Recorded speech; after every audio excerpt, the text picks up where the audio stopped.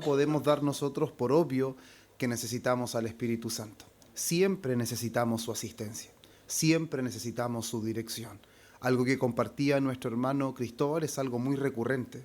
De repente podemos estar en la cúspide y de un momento a otro ya no estamos en la cúspide, estamos por el suelo. ¿Por qué? Porque nuestra humanidad es así. Así somos nosotros. Y la verdad es que cuando estamos arriba solamente se lo debemos al Espíritu, porque sin Él nunca podríamos tener esos momentos cúspides. Nunca podríamos estar en esos momentos donde parece que caminamos en las nubes, donde parece que podemos hacer todo. No sé, hay momentos en que quienes predicamos quizá hemos experimentado que podríamos predicar de cualquier cosa. Sentimos que Dios nos respalda en lo que queramos hacer y hay momentos en donde sentimos que no podemos hilar ninguna palabra. Porque esa es nuestra humanidad y es bueno cuando esas cosas nos pasan, para que nos demos cuenta que nunca ha sido nuestra elocuencia, nunca ha sido nuestra capacidad para poder hacer las cosas ni para servir, que siempre ha sido el Espíritu Santo. Que Dios nos ayude para que tengamos esa misma mentalidad o pensamiento que tenía Martín Lutero cuando él era un hombre muy dadivoso. Era un hombre que era capaz de poder dar todo lo que tenía en sus bolsillos cuando pasaban frente a un mendigo y su esposa le podía decir que por qué daba tanto. Y él le decía, saca la mirada de mí, no soy yo, es el Señor que me impulsa.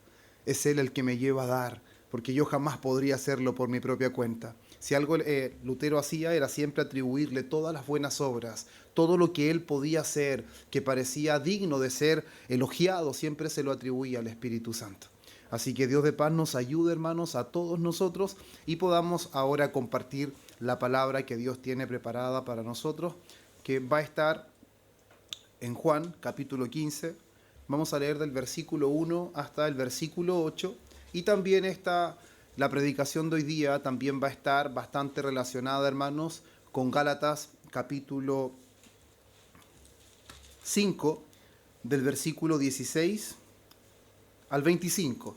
Bien, ustedes ya más o menos se imaginan el porqué, pero sin embargo es bueno que ya tengan en mente que va a estar bastante relacionada, ¿cierto?, lo que vamos a ver en Juan 15 con lo que también el apóstol Pablo habla en Gálatas 5. Hoy día es un culto de oración. La temática o el foco de este culto son las necesidades de la iglesia y creo que lo que hoy día vamos a ver nosotros es una necesidad que tenemos ahora, es una necesidad que vamos a tener mañana y es una necesidad que vamos a tener siempre. El fruto en la vida del creyente. Eso es lo que hoy día vamos a ver. El fruto en la vida del creyente. Vamos a ver su esencia, vamos a ver su importancia y vamos a ver cómo nosotros participamos activamente en esta producción de fruto y cómo Dios es glorificado en esta productividad de fruto. Amén. Así que les invito a que se pongan en pie.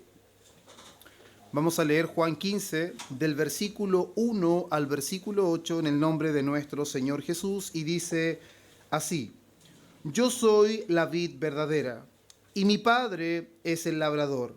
Todo pámpano que en mí no lleva fruto lo quitará, y todo aquel que lleva fruto lo limpiará para que lleve más fruto.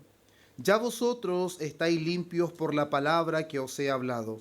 Permaneced en mí y yo en vosotros. Como el pámpano no puede llevar fruto por sí mismo si no permanece en la vid, así tampoco vosotros si no permanecéis en mí. Yo soy la vid, vosotros los pámpanos. El que permanece en mí y yo en él, éste lleva mucho fruto, porque separados de mí nada podéis hacer. El que en mí no permanece será echado fuera como pámpano, y se secará, y los recogen y los echan en el fuego y arden. Si permanecéis en mí y mis palabras permanecen en vosotros, pedid todo lo que queréis y os será hecho. En esto es glorificado mi Padre, en que llevéis mucho fruto y seáis así mis discípulos. Vamos a orar.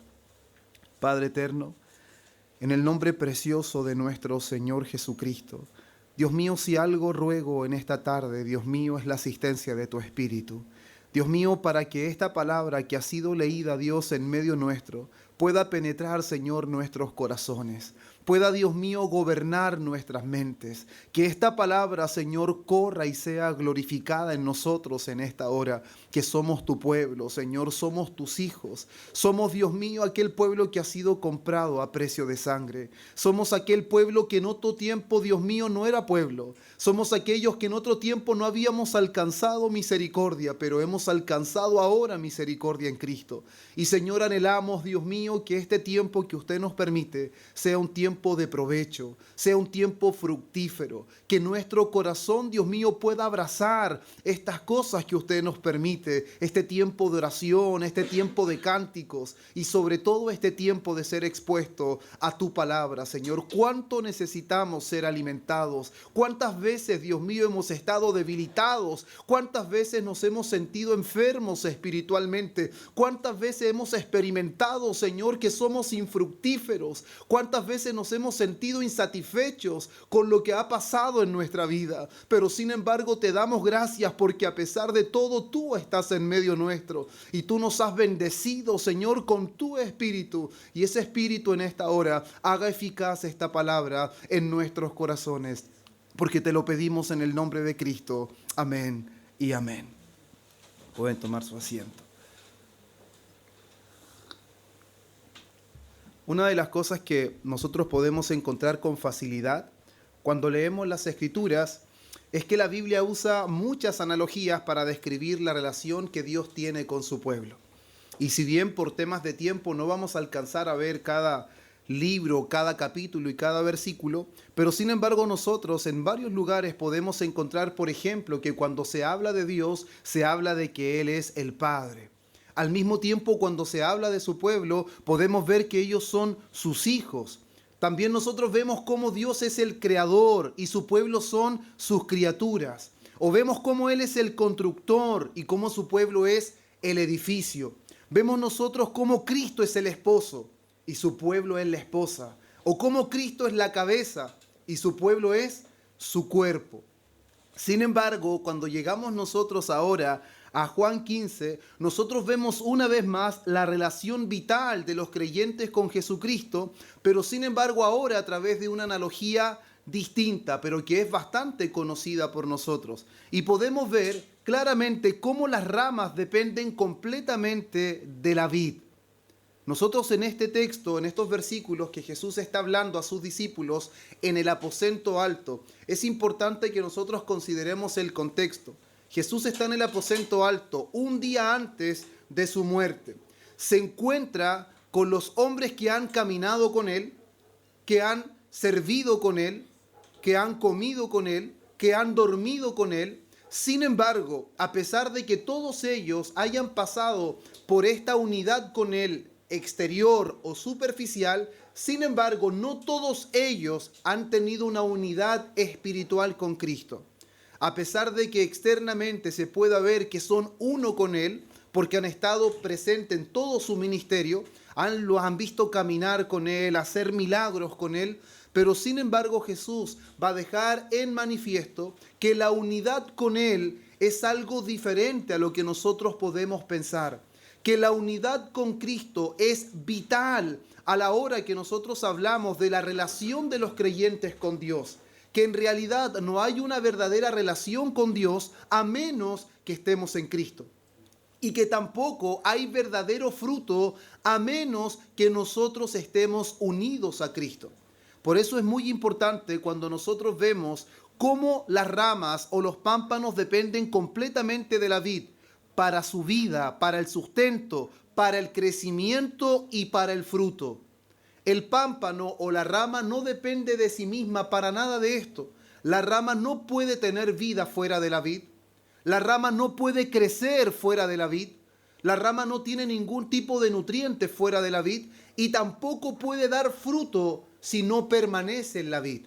Por lo tanto, este ejemplo o esta analogía que Jesús está dando es algo muy importante. ¿Por qué? Porque aquí va a dejar en evidencia de que en realidad una mera profesión de fe no garantiza una verdadera unión con Cristo.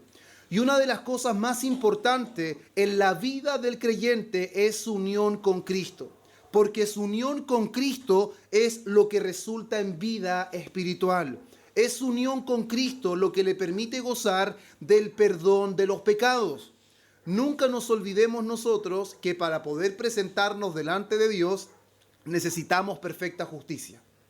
Para presentarnos delante de Dios no es suficiente que nosotros nos comportemos de una manera decente o de una manera moral, o como nuestro hermano Cristóbal comentaba, que es lo típico que las personas argumentan, que no se encuentran tan malas en comparación a otras, pero sin embargo ese argumento carece, hermanos míos, de peso a la hora de que hablamos de Dios. Para presentarnos delante de Dios necesitamos perfecta justicia. Para presentarnos delante de Dios necesitamos presentarnos sin mancha delante de Él. Por lo tanto, cuando nosotros tenemos acceso al trono de la gracia, es simplemente por la justicia de Cristo.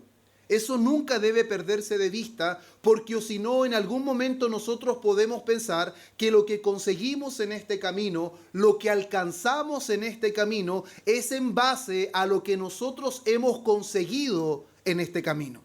Pero nunca perdamos de vista que todo lo que nosotros recibimos, todas las bendiciones que puedan llegar a nuestras vidas, nunca son en respuesta a nuestros esfuerzos. Nunca son en respuesta a nuestros méritos. Nunca son en respuesta a nuestro arduo trabajo. Y fue una de las cosas que Dios hace días atrás me permitió conversar con dos mormones muy jóvenes. No tenía idea que Dios me iba a permitir un momento bastante extenso con dos jóvenes mormones que bordeaban entre los 19 y 23 años. No creo que tenían más edad. Sin embargo, la principal cosa que me enfoqué, y creo que Dios me usó, hermanos, porque no tuve la intención de contender, no tuve la intención de demostrarles que yo tenía la verdad y que ellos estaban equivocados. Dios conoce mi corazón y sabe que en ese momento lo único que pensé es que anhelé que ellos conocieran el verdadero evangelio. Anhelé que ellos pudieran conocer a Cristo en verdad para que ellos fueran salvos. Y creo que ese es el motivo correcto, porque en otras ocasiones le compartí a mi esposa, conversé con mormones, pero no experimenté lo que pude experimentar en ese momento, porque reconozco que en otros momentos fui a contender. Fui a dejarles en evidencia que yo tenía la verdad y ellos no. Y sin embargo, ese, hermanos míos, nunca debe ser lo que nos motiva a presentar el evangelio. Jamás. Contender simplemente para dar evidencia que tenemos la razón es un motivo equivocado. Nosotros siempre lo que nos debe mover es el amor, porque están perdidos. Anhelar que conozcan la verdad, anhelar que conozcan a Cristo. Y sin apartarme de lo que hoy día estamos viendo, lo que me enfatizó para conversar con ellos fue de que abandonaran todo intento de justicia propia. Lo que más me preocupé de enfatizarles fue de que no confiaran en lo que ellos hacían, porque lo primero de las cosas que me dijeron es que ellos creían en Jesucristo, creían que sin Cristo no hay cielo, pero sin embargo es Cristo y luego todo nuestro esfuerzo. Todo nuestro esfuerzo. Y se enfatizaba por mostrarme con sus manos y con gestos es que tenían que hacer todo lo posible en esta vida. Cristo más todo lo posible. Y sin embargo, una de las cosas que al final de cuentas, con lo que Dios me permitió compartirle, el último y el más joven que estaba ahí me da la mano y me dice: espero algún día tener esa fe y dejar de confiar tanto en mí y confiar más en Cristo. Fueron sus propias palabras. Las propias palabras del más jovencito que me dio la mano. Entonces, hermano mío, comprendí en ese momento, no me di por satisfecho, porque no sé lo que va a ocurrir con él en adelante, pero sin embargo eso también me hizo pensar, ¿cuántas veces nosotros perdemos de vista eso? ¿Cuántas veces nosotros perdemos de vista que todas las bendiciones que tenemos, todo lo que Dios nos permite en nuestra vida, no es por cuánto hemos hecho? Porque el pámpano no produce fruto por sí mismo. El pámpano no consigue nada fuera de la vid. El pámpano no puede jactarse que crece por sí mismo, que adquiere los nutrientes por sí mismo, o que es tan bueno que puede producir fruto separado de la vid. Jesucristo es enfático: separado de mí, nada podéis hacer. Hermanos míos, y nada es nada. Es absolutamente nada. Por lo tanto, una de las cosas principales que Jesús está queriendo mostrar a sus discípulos es que la permanencia en Cristo va a evidenciar si la fe es real o no es real. La permanencia dará evidencia quién en últimas es salvo y quién no. Y eso también lo podemos ver en diferentes versículos de las Escrituras. El que permanece hasta el fin, este será salvo. ¿Será salvo por su permanencia? No, su permanencia evidenciará que él es un salvo, porque el salvo persevera, el salvo permanece. Y Jesús les está dando a entender esto a sus discípulos. ¿Por qué? Porque entre los 12 hay uno llamado Judas el Iscariote, que aparentemente está junto con ellos, es parte de todo el ministerio con Jesús. Inclusive, una de las cosas que podemos ver nosotros en la última cena es que dice, el que unta el pan con él. Judas está untando el pan con Jesús. Por lo tanto, superficialmente y de manera visual, Judas es uno de ellos. No tenemos por qué dudar de que Judas es un verdadero discípulo, pero sin embargo, si hay una de las cosas que la Biblia enfatiza es que Jesús conoce el corazón de todos los hombres. Y en el caso de sus discípulos no era la excepción. Jesús conocía perfectamente quién estaba unido a él y quién no estaba unido a él. Quién era ese verdadero pámpano que permanece en la vid y quién es ese pámpano superficial que no permanece en la vid y que simplemente se va a secar porque no podrá dar fruto sin Cristo. Entonces, hermanos míos, es importante que nosotros entendamos cuál es la esencia de una vida fructífera. Lejos de Cristo no hay fruto. Y esto, hermanos, lo he dicho en algunas ocasiones, pero lo voy a volver a decir porque es muy importante. Muchas personas a las que nosotros le compartimos el Evangelio y les presentamos la necesidad de Cristo nos dicen, cuando yo deje de fumar voy a ir a la iglesia. Cuando yo deje mis vicios, voy a ir a la iglesia. Y por contraparte, hay personas que piensan que son ultra espirituales porque no fuman, porque no beben, porque no van a fiestas. Inclusive hay algunos que ni siquiera van al cine. Entonces eso le da total autoridad para sentirse sobre espirituales, ultra o mega espirituales. Por lo tanto, tenemos dos extremos que no podemos nosotros tomar o atesorar porque no es lo que la Biblia nos enseña. Primero Jesús dice, separado de mí, nada podéis hacer. Eso quiere decir que así como el pámpano que no está en la vid no puede dar fruto, sin Cristo no hay verdadero fruto. Por lo tanto, una persona que piense que cuando deje el vicio, que cuando deje sus malos hábitos, va a venir a la iglesia porque está en condiciones de que Dios lo acepte, es un error garrafal. Porque Dios no acepta a nadie fuera de Cristo. No hay ningún fruto, hermanos, que sea grato delante de Dios que nosotros produzcamos por nosotros mismos. Y eso es lo que vamos a ver en Gálatas, cuando en realidad lo que nosotros pensamos que es fruto simplemente es una obra de la carne.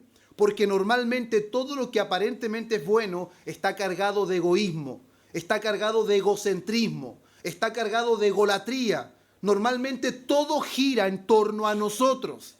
No hacemos nada para la gloria de Dios. Y ese es el problema del ser humano, que no hace nada para la gloria de Dios. Y eso es algo característico en el pueblo de Dios, que todo lo quieren hacer para la gloria de Dios. Y esa es la gran diferencia de fruto verdadero y de un fruto que no es un fruto verdadero, que simplemente es una obra de la carne. Por eso, hermanos, tal como las ramas no pueden dar fruto si no están injertadas en la vid, los creyentes tampoco producen fruto espiritual si están separados de Cristo. Si no está esa unión vivificadora con Cristo, no hay fruto. Por más que una persona se esfuerce, por más que una persona intente, hermanos. Por eso Jesús dijo, te es necesario nacer de nuevo. Y en 2 de Corintios 5:17 da la respuesta. De modo, si alguno está en Cristo, nueva criatura es. Estar en Cristo es tener nueva vida. Y la única forma de que podamos nosotros ver el reino, entrar en él y poder dar fruto digno de Dios es cuando estamos en Cristo. Y esa es una de las cosas que a mí me preocupa mucho, hermanos. Cuando la palabra no es expuesta con fidelidad, normalmente sucede que las iglesias están compuestas por muchas personas que intentan a manera humana, que se esfuerzan a manera humana por ser fructífera, pero no pueden, porque intentan producir frutos separados de Cristo. Intentan producir fruto sin estar unidos a Cristo. Y ustedes se preguntarán, ¿es eso posible? Sí. Hay muchas personas que son parte de la iglesia visible, pero sin embargo todos sus esfuerzos son en vano. ¿Por qué? Porque todo su sustento está en lo que hacen. Todo descansa en lo que son capaces de hacer o lo que son capaces de producir, pero no descansan en que producen frutos solo por el hecho de estar en Cristo. Y eso es preocupante, hermanos. Una de las cosas que me ha pasado en este último tiempo, que he conversado con varios que profesan ser cristianos, y cuando los escucho, hermanos, no escucho a Cristo en sus palabras. Yo hice esto otro, hice aquí, hice allá, yo hice esto por estas personas, yo hago esto y esto y esto en la iglesia y ni siquiera me consideran, llevo tantos años sirviendo y ni siquiera me han dado un cargo en la iglesia. Y la pregunta es, ¿servimos para tener un cargo en la iglesia? ¿Toda nuestra vida al servicio es simplemente para tener una recompensa, un reconocimiento? Eso da evidencia de algo, hermanos, que ese fruto se está produciendo no por esa unión vivificadora con Cristo, es un fruto simplemente humano. Se está intentando producir algo que ninguna persona puede producir separado de Cristo. Esa palabra, hermanos, es muy tajante. Separados de mí, nada podéis hacer. Cuando Jesús dijo de los escribas y de los fariseos, ustedes recorren mar y tierra para ser un prosélito, pero una vez que lo hacen más hijo del infierno que ustedes. Entonces, el que las personas recorran mar y tierra y que hagan todo lo mejor posible, eso no garantiza que sus obras son dignas de reconocimiento por parte de Dios. Jesús fue muy enfático, hermanos.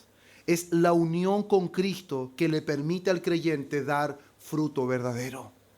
Es la unión con Cristo que hace que el creyente pueda dar verdadero fruto. Y al mismo tiempo es la permanencia en Cristo lo que evidenciará lo genuino de su fe. Porque una de las cosas que pueden resultar aquí, y no voy a dar tanta explicación de esto, pero hay muchos que pueden pensar que cuando habla de que hay un pámpano que no permanece en Cristo, se está refiriendo que hay un creyente que estaba en Cristo y finalmente no permaneció y al final de cuentas se perdió.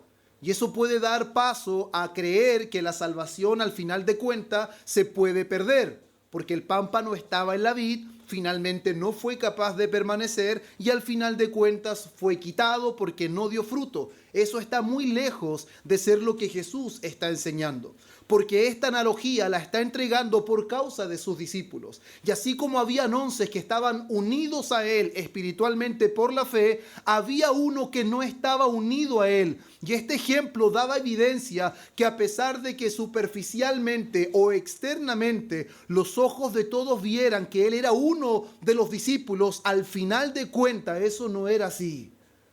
Que el pámpano que no permanece es el pámpano Judas, como algunos teólogos le han llamado. Es el pámpano que aparentemente está en la vid, pero que no produce fruto. ¿Por qué? Porque no permanece en Cristo, no permanece en Él, no permanece en su palabra.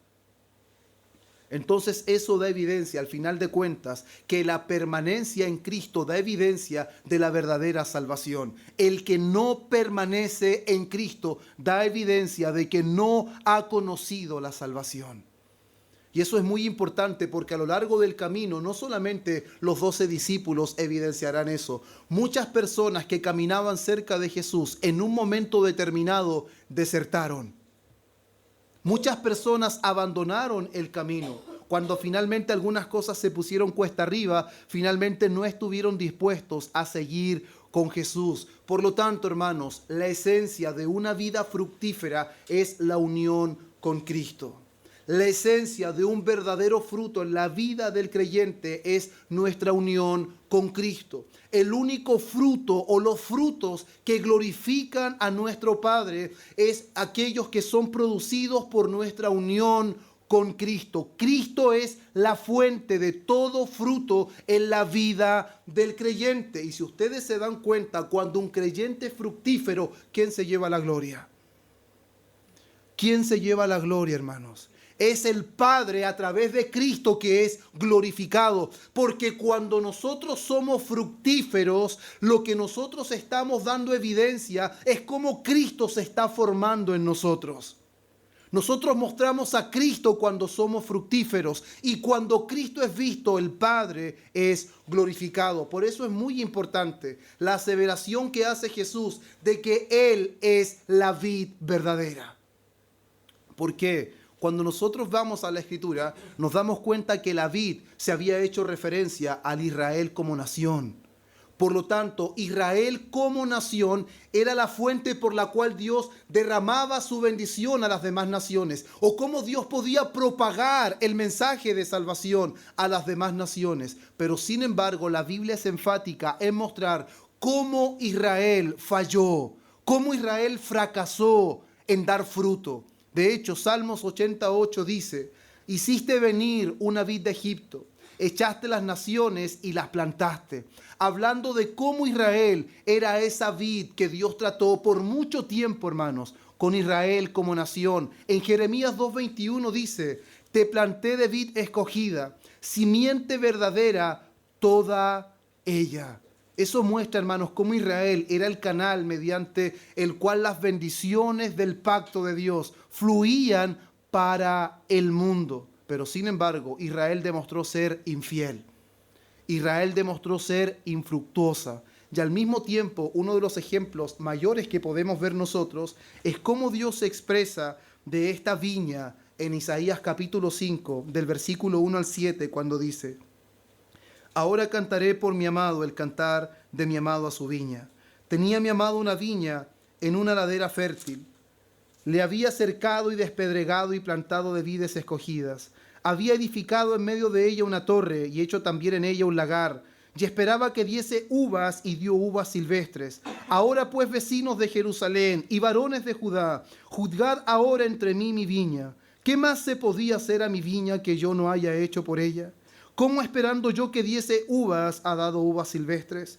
Os mostraré pues ahora lo que haré yo a mi viña. Le quitaré su vallado y será consumida. Aportillaré su cerca y será hollada. Haré que quede desierta, no será podada ni cavada. Y crecerán el cardo y los espinos. Y aún a las nubes mandaré que no derramen lluvia sobre ella. Ciertamente la viña de Jehová de los ejércitos es la casa de Israel. Y los hombres de Judá, planta deliciosa suya. Esperaba juicio, y he aquí vileza, justicia, y he aquí clamor. Por lo tanto, nosotros podemos ver con claridad que cuando Dios hablaba de viña o hablaba de vid, siempre se refirió al Israel como nación. Sin embargo, Israel mostró ser infiel, ser infructuoso. De hecho, una de las cosas que más es impactante en el Nuevo Testamento es la maldición de una higuera por parte de Jesús. Y Marcos agrega que no era tiempo de fruto. Pero aún así Jesús la maldijo porque no había producido frutos. Eso da en evidencia, hermanos, que esa higuera representa la infructividad de Israel como nación, como pueblo de Dios. Israel fue completamente infructuoso. Aún en tiempo que no era fruto, cuando fuera tiempo de fruto, esa higuera fue maldecida como señal de la infructividad de Israel como nación. Y cuando Jesús dice que Él es la vid verdadera, es en relación a que Israel era la sombra, pero Él era la realidad. Y ahora lo que no pudo conseguir Dios a través de Israel, a través de Cristo sí se va a conseguir. Si no hubo fruto a través de Israel, a través de Cristo sí hay verdadero fruto. A través de Cristo, hermanos, sí hay verdadero fruto. Lo que no se podía garantizar a través de Israel por su infidelidad, a través de Cristo es completamente certero que hay una vida fructífera. ¿Por qué enfatizo tanto esto, hermanos?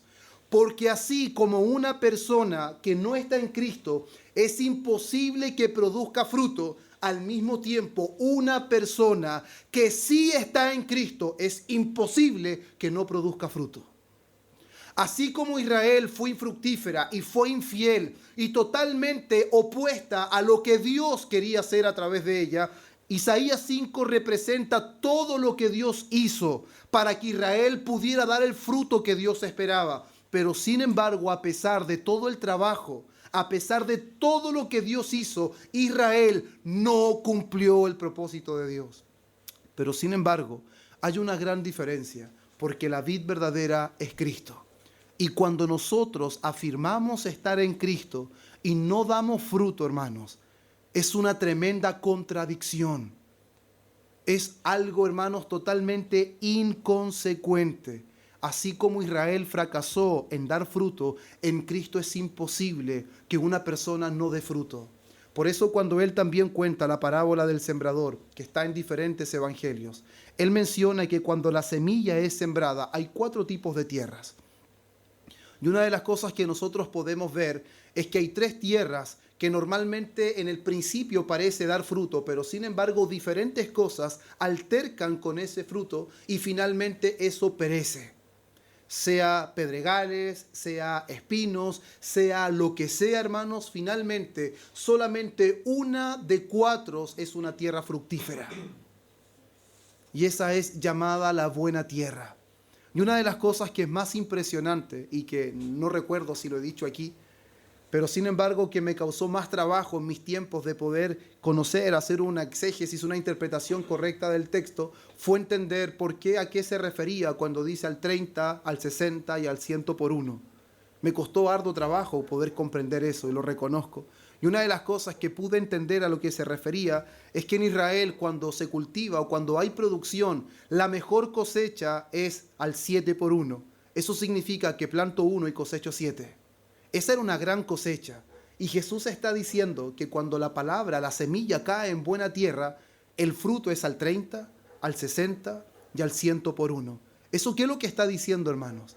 Que cuando esta palabra, que es la semilla, cae en el corazón que ha sido preparado por el Espíritu Santo, que ha sido tratado por el Espíritu Santo, el fruto es una realidad. El fruto no es una opción. No es una opción. ¿Y sabe por qué enfatizo tanto esto? Porque la iglesia de este tiempo ha enfatizado todo su esmero y todo su esfuerzo por los dones espirituales. Por cuánta capacidad Dios nos ha dado, por cuánto Dios nos ha dotado, cuántas cosas somos capaces de hacer, pero sin embargo el fruto del Espíritu a lo largo de la historia ha sido totalmente desconsiderado. Ha sido dejado a un lado. Sin embargo, hermanos míos, cuando nosotros damos un estudio serio a las Escrituras, nos damos cuenta que no son los dones lo que trae gloria al Señor. Y que ni siquiera son los dones por lo que nosotros cuando demos cuenta delante del Señor, quizás será la mayor cuenta que demos. Sin embargo, cuando se habla del fruto del Espíritu, cuando se habla de una vida fructífera en la vida de un creyente, estamos hablando de algo que Dios anhela en nuestra vida y en lo que Dios se deleita. Si en algo Dios se deleita, hermanos, es una vida fructífera. Porque una vida fructífera da evidencia de una unión con Cristo. Cuando hay fruto en nuestra vida, estamos dando evidencia de nuestra unión con Cristo. Y ese fruto no es un fruto forzoso, es un fruto que se va a dar naturalmente en Cristo. Por eso la esencia de ese fruto es nuestra unión con Cristo. Pero al mismo tiempo, en muchas ocasiones en la Escritura, hermanos míos, se nos dice de que el Espíritu Santo mora en nosotros. Entonces, cuando el Espíritu Santo mora en nosotros, eso da evidencia de que hemos sido unidos a Cristo. Y ser unidos a Cristo una vez más, perdón si le repito muchas veces algunas cosas, pero sin embargo Dios conoce por qué lo hago. Cuando nosotros tenemos el Espíritu Santo morando dentro de nosotros, eso garantiza de que estamos unidos a Cristo. Y cuando estamos unidos a Cristo, el fruto es una realidad. Y cuando el fruto es una realidad, Dios es glorificado. Pero al mismo tiempo, como el fruto es una realidad, por el solo hecho de estar en Cristo, al mismo tiempo muchas veces en las Escrituras se nos ordena hacer morir lo terrenal. ¿Eso qué quiere decir? Que si bien el fruto es una realidad por el hecho de estar en Cristo, nosotros nunca podemos pensar de que ese fruto va a continuar en nosotros o que ese fruto va a crecer en nosotros sin nosotros cooperar en esa obra fructífera.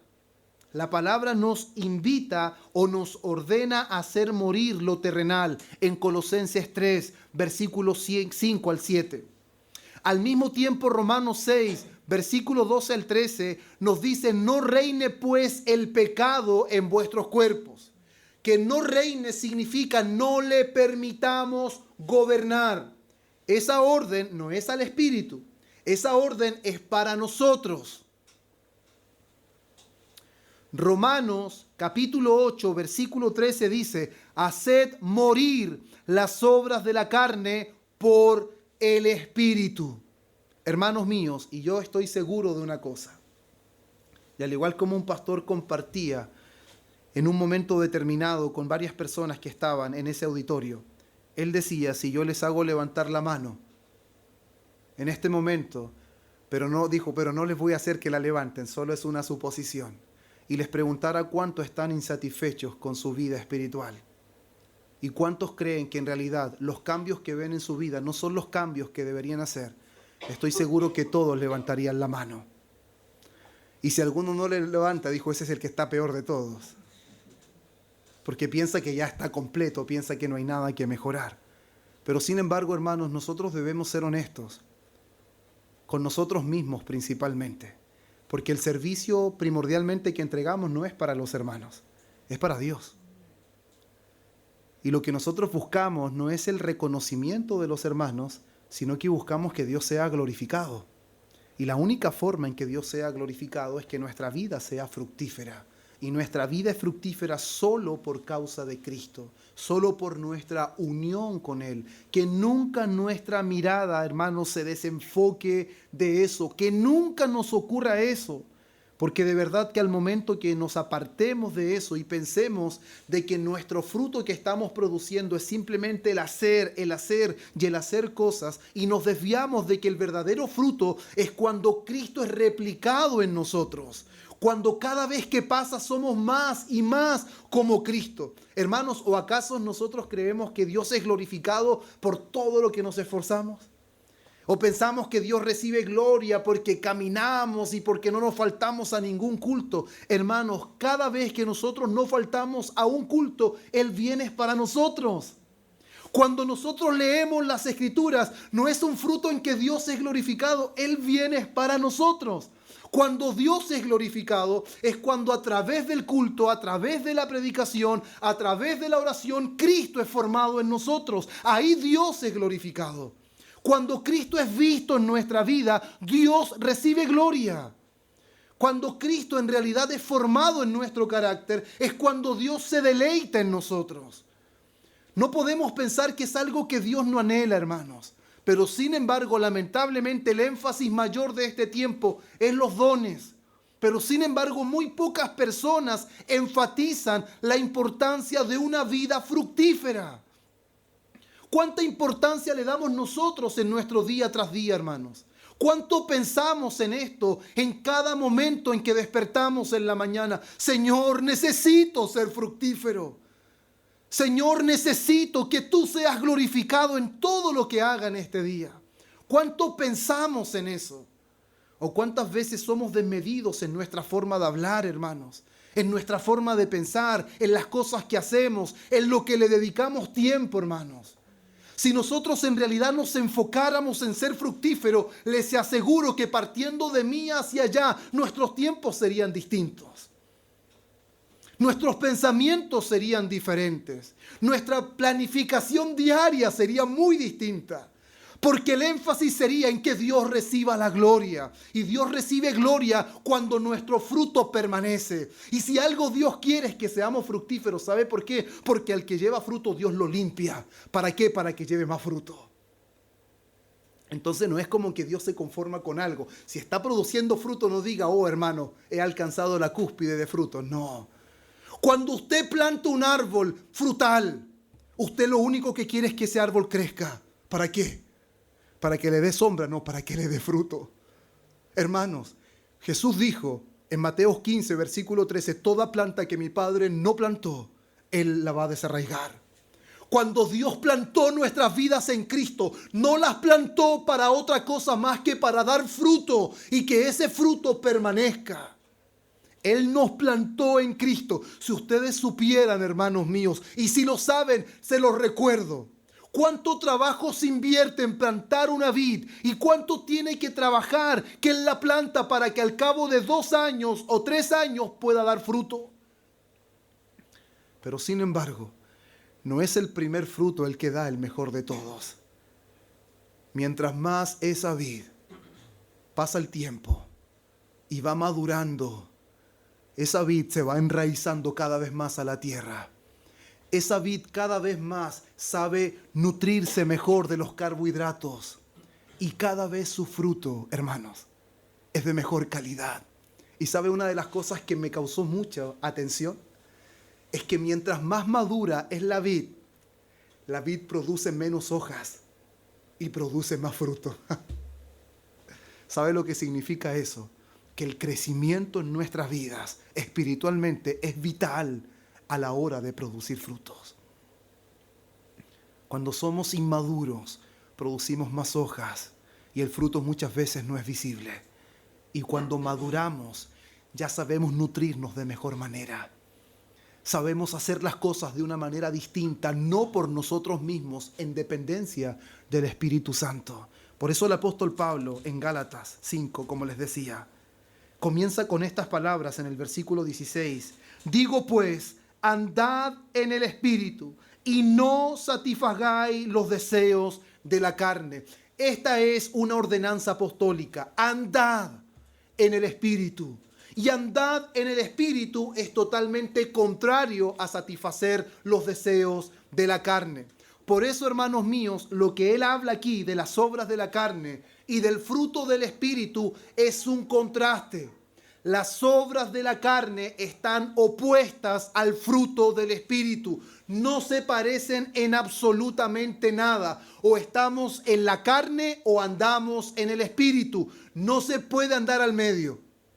Es totalmente imposible, porque el deseo de la carne es contra el Espíritu. Por eso Jesús dijo, el que en mí permanece, este lleva mucho fruto, porque el que permanece en él es por causa de la obra del Espíritu Santo en su vida. Y el Espíritu Santo en su vida se caracterizará por algo, por hacerlo fructífero. Si hay algo que el Espíritu Santo vino a hacer en nosotros, es hacernos santos. ¿Y quién mejor santo que Jesús, que es el santo de Dios? Por lo tanto, Él vino a hacernos cada día más como Jesús, porque el deseo de la carne es contra el Espíritu. Eso quiere decir que la enseñanza que Él da en Efesios capítulo 4, en los versículos casi terminando el capítulo, Él dice que nosotros podemos contristar al Espíritu. El Espíritu se entristece cuando en nosotros, en vez de fruto, se evidencian pecados. Se evidencia descuido de nuestra vida espiritual, porque Dios se deleita cuando Cristo está siendo formado en nosotros. Pero cuando nuestra humanidad empieza a gobernar, alguien se entristece. ¿Y sabe qué es lo principal de esto? Que el que se entristece primero no es el pastor. Quien se entristece primero no es el esposo ni la esposa. El que primero se entristece por nuestra vida que no abunda en fruto es el Espíritu Santo, hermanos. El Espíritu Santo es el más triste de todos.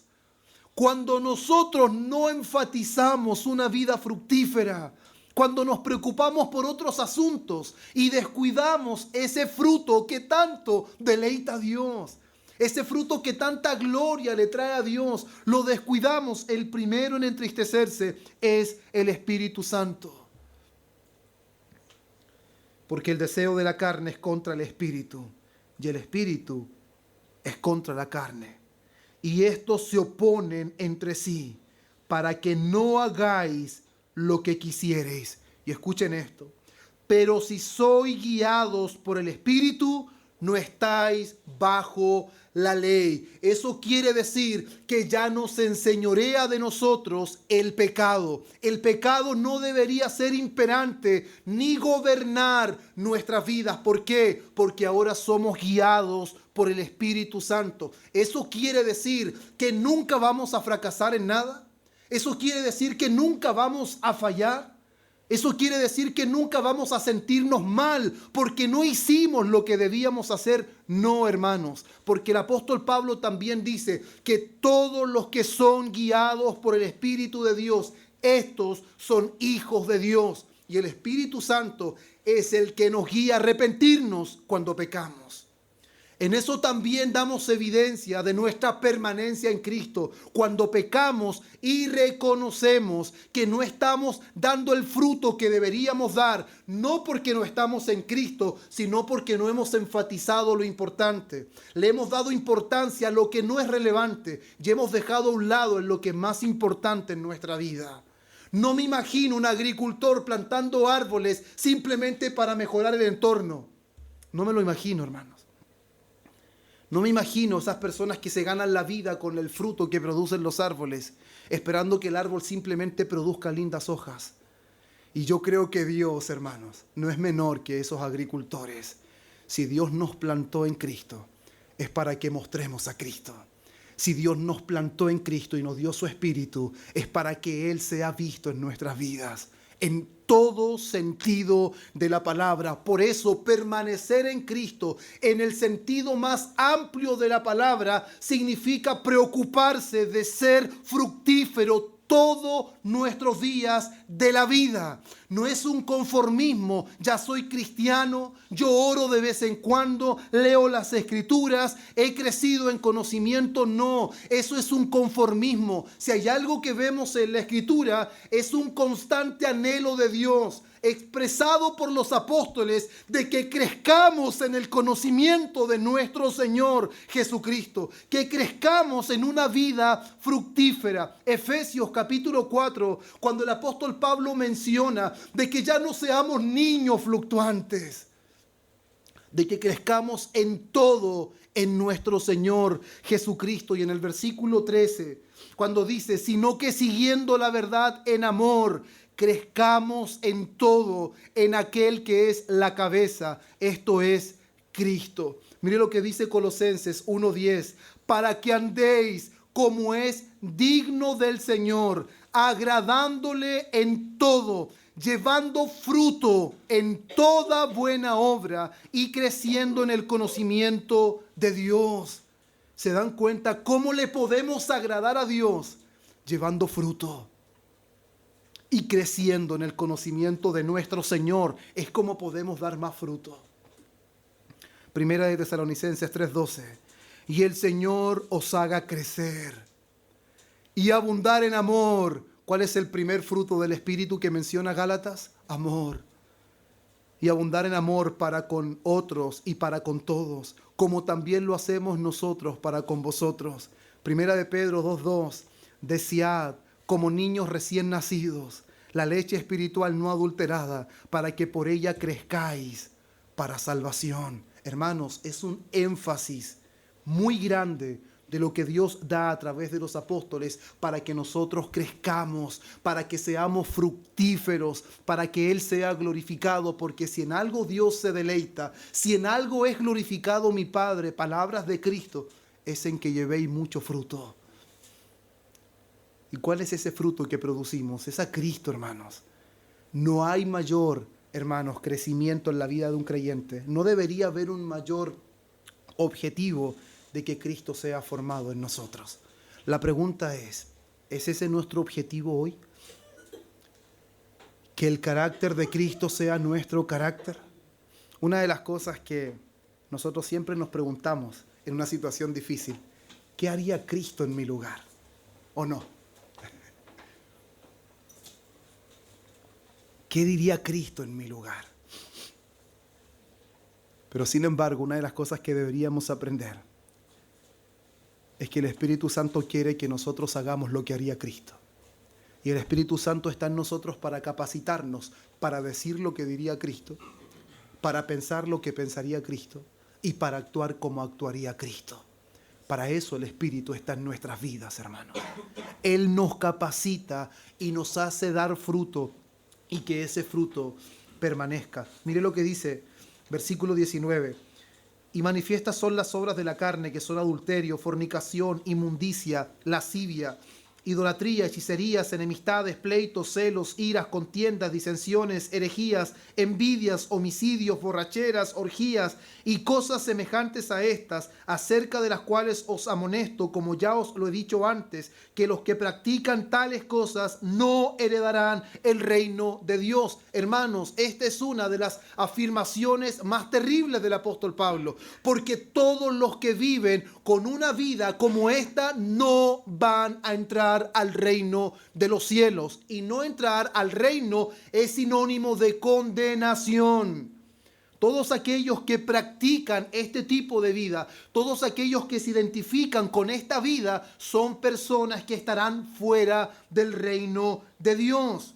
Más, ese es el contraste, más el fruto del Espíritu es amor, gozo, paz, paciencia, benignidad, bondad, fe o fidelidad, mansedumbre, templanza. Contra tales cosas no hay ley. ¿Se dan cuenta la diferencia de cómo una vida sin Cristo, una vida sin el Espíritu Santo, da evidencia de una vida completamente descontrolada, de una vida gobernada por su humanidad? Pero sin embargo, una vida en Cristo es una vida gobernada por el Espíritu. Y cuando el Espíritu está en la vida de una persona, hay verdadero fruto. Y ese fruto no es otra cosa más que lo que se menciona aquí. Y si ustedes pueden ver minuciosamente, yo creo que este es el más fiel reflejo de quién es Cristo mismo. ¿Ha visto más amor que en Cristo? ¿Quién es el autor del gozo? ¿Quién es el autor del gozo? ¿No es Cristo, hermanos? ¿Ha visto usted un mayor ejemplo de paz que Cristo? ¿Ha visto usted a alguien con mayor paciencia que Cristo? Hermanos, ¿a cuántos Cristo le pudo haber volado la cabeza al instante? ¿A cuántos? Pedro tenía ganas muchos y no se aguantó y le cortó la oreja a uno. No fue la cabeza, pero le cortó la oreja. Y Cristo nos inquietó. La paciencia de Él, hermanos. ¿Ha visto a alguien con mayor benignidad, bondad o fidelidad? Con mayor mansedumbre. ¿Se acuerdan lo que era mansedumbre? Fuerza bajo control. ¿Ha visto a alguien con mayor mansedumbre que Cristo? No es que Moisés fue el hombre más manso sobre la tierra, sin contar a Cristo. Es el más manso.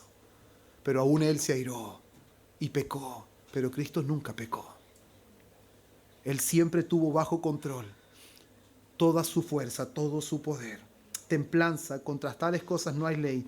Pero los que son de Cristo, mire, han crucificado la carne con sus pasiones y deseos. Si vivimos por el Espíritu, andemos también por el Espíritu. Si decimos que el Espíritu fue el que impartió vida en nosotros, entonces ese mismo Espíritu que impartió vida debería ser el que nos guía, debería ser el que nos conduce, debería ser el que nos gobierna, hermanos. Por eso nosotros no podemos obviar esto y no podemos nosotros pensar que es algo alternativo, hermanos. Esto no es como los dones. Él repartió algunos tales dones, a otros otros dones. No es que a algunos les repartió amor, a otros les repartió paz, a otros benignidad. No, hermanos. Todo este fruto que produce el Espíritu Santo debería ser realidad en nuestra vida. Y deberíamos despertar por la mañana pidiéndole al Señor: Señor, necesito más amor. Señor, necesito más gozo en mi vida. Necesito ser una persona más benigna, más bondadosa. Necesito más mansedumbre, Señor. Muchas veces me descontrolo. Muchas veces no actúo de la manera correcta. Por eso les digo que el Espíritu Santo esté en nosotros no garantiza perfección, pero sí garantiza que el fruto es real, que el fruto es una realidad en nuestra vida. Y no podemos nosotros despreciar algo tan importante, porque en esto, hermanos míos, en realidad se dará evidencia de nuestra unión con Cristo. toda la elocuencia que alguien pueda mostrar, todo el trabajo que pueda hacer, es algo que en realidad Dios nos capacita y nos prepara y es algo bueno, la iglesia es bendecida, pero todo lo que se hace es para que la iglesia crezca, para que la iglesia madure y esa madurez lo lleve a ser mucho más fructífero y no siga siendo inmaduro, porque el inmaduro normalmente se equivoca mucho. El inmaduro produce más hojas que fruto, pero el maduro, eso me encantó y lo voy a volver a repetir porque me encantó mucho. La vid en su etapa de madurez, a pesar de que el tronco se pueda ver o la raíz se pueda ver vieja, da fruto como nunca, porque ya no gasta fuerza en hojas, porque la hoja le quita fuerzas, pero sin embargo produce fruto de mejor calidad. Y hay algo que escuchaba que dijo un pastor, que el tronco de la vid no sirve para nada más que para hacer vid. Por lo tanto, si hay algo que nosotros debemos saber, es que Cristo en nosotros es todo lo que nosotros necesitamos. Y nosotros debemos volcar nuestra mirada. Y para eso Dios nos dejó su palabra, para instruirnos y para enseñarnos lo que es importante y lo que es secundario. Hermanos, el fruto es esencial en nuestra vida. Si quiere que Dios sea glorificado, levántese preocupado por cómo ser fructífero en dependencia del Espíritu. Empiece a preguntarle a Dios cuáles son sus pecados, aunque son ocultos, porque usted no quiere que eso lo gobierne. Usted quiere ser fructífero, quiere que Cristo sea visto en todo lo que usted hace en su vida. Amén. Que Dios de paz nos bendiga, hermano.